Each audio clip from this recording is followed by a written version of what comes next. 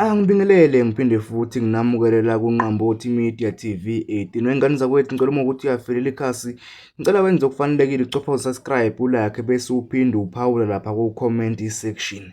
Sithanda ukumthubela izinto uThamara laphana ey'nkundleni zokuxhumana. Kuzokhumbuleka wey'ngane zakwethu ukuthi uThamara wakolekelwa imali elinganiselwa ku-60,000 laphana ku-TikTok ngodaba oluthinta ukuthi wayekhulumela abantu besilisa. Kanti-ke manje izinto zithanda ukumphendukela njengoba kubikwa ukuthi uThamara unyamalele emveni kokuthi enikeze imali, waphinde futhi wabonakala ey'ndaweni zokuyijabulisa egqokeni iy'mpahla ey'bizayo. Kanti-ke abantu abamkolekela imali sebedlulise okungenani ngesenzo sikaThamara, njengoba abanye sebeveze iy'ndaba zokuthi uThamara uyinja akabongi futhi ngabe uyabonga ngemisebenzi emihle ayenzele abantu besilisa okanye amadoda. Ngale nje ukukhuluma kakhulu, nansi inkulumo yensizwa lapha yaseMtuba ekhala ngezenzo zikaThamara ukuthi azizinhle ngemuva kokuthi uThamara enikezwe le mali. Ithi-ke le nsizwa uThamara une-pride, akafuni ukulalela, iyacela ukuthi abantu abaseduze kwakhe bezama ukumkhuza uThamara ekwazi ukulalela okanye ebuke indlela enza ngayo izinto. Ngale nje ukukhuluma kakhulu, nansi inkulumo. Thina sakhula kusena lama ayinombhaqeko lawo. So wayethu ugogo insimbi.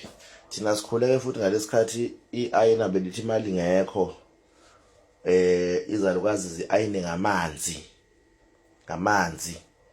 Sithatha impahla isalukazi ishwabene, sithatha amanzi ngojeke siwafaka emlonyeni siwamumathe siyikhwife impahla. Siyikhwife ngamanzi impahla ithi kuba manzanyana bese siyibeka ishawa umoya ebese iqonda. Kodwa phela noma yayingaqondi lokho ukuthi ithwishilwe ngeayina, kodwa nje ke yayingashwabani ukuthi boza abantu bejike nawe edolobheni uthi ushwabene. Right? Cha, angihleli ke kakhulu bafowethu, ngane zakwethu, angihleli kakhulu. La engikhona khona thina sihlale siqhamuka ke sizobeka umbono. Ukuthi umbono sisuke siubeka wena uyawuzwe ngathi mubi noma umnandi noma ubhlungu, soke singasangene lapho. But sifike sishiya umbono bese siyahamba. Kade ngizwa ama records manje akuthiwa apostwe uThamara kwi-account yakhe. Kuzwakala ivoice kaMiyeza nevoice kaMax. Anginandaba ke nokukhulunywa kwi-voice note, anginandaba nabe bekukhuluma, kodwa enginendaba nakho ukuthi abaseduze kwale yangane nekwazi ukubalalela, mhlawumbe nomzali wayo futhi uma ukuthi umzali wayo uyayazi yonke lento eyenzakalayo. Ngiyakhumbula ukuthi wavele Phawula ngandlela thize ukuthi abasakhululekile. Nalabo nje okuyibona ekwazi ukubalalela uma bezokhuluma nayo, kofanele ngolunye usuku beyibonise beyifundise ukuthi empilweni akuzona zonke izimpi oyobhekana nazo wena ufuna ukuba yiqhawe uyiwine. Ezinye izimpi noma ezinye izinto ziphoqa ukuthi ubhense uthule khona kunjalo usidlulise isimo. Ngeke ngaya ngaye wafunda ama-comments ayo mabeyitshela abantu abayitshela khona, miyiphendula ithi bekufanele yona ithule nibeyithuka. Eyami impendulo kube kuthiwa ngumngani wakhe, bengizothi yebo bekufanele uthule Thamara bekuthiwa ngoba wena uyitholile imali. Noma bengakuthuka bethini, kodwa at the end of the day wena uhambe nemali, uhambe nento ephathekayo, uhambe wena nento ephathekayo.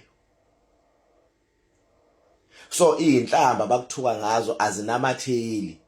Ekugcineni kosuku wena udla imali noma uthole imali.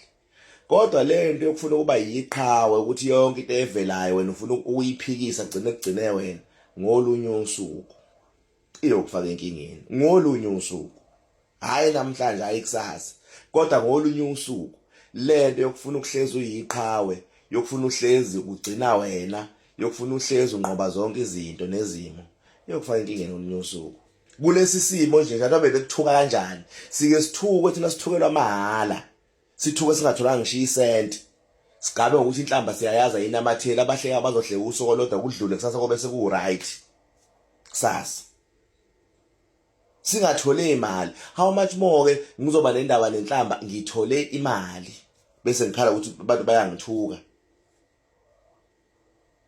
Hayi Akuzona zonke izimo empilweni okufanele uhlezi wena ulwele ukuba inkunzi kuzo, noma uhlezi ulwele ukuthi wena ukwazi ukukhuluma. Ezinye izimo ziyaphoqa empilweni ukuthi uthule ukuze zidlule ngepeace.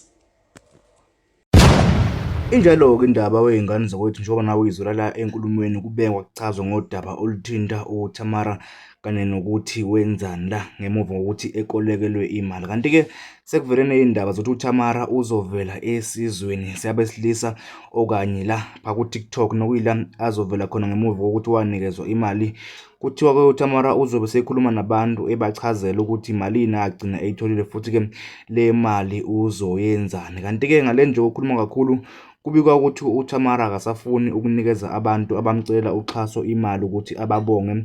Uthi uzobanikeza ama-200 okanye kuthiwa uzobanikeza ama-2000 nokuyimali-ke abakhala ngokuthi incane laba ababemkhankasela ukuthi exhaso kule nto lena ethinta abantu besilisa nokungabantu aye bakhulumela. Ngale nje ukukhuluma kakhulu ngingakuthokozela ukuzwa ukuphala kwakho laphana ku-comment section. Kanti-ke ezinye zey'ndaba ziyeza ungakhohlwa ukucofoza usubscribe uphinde ushare le video.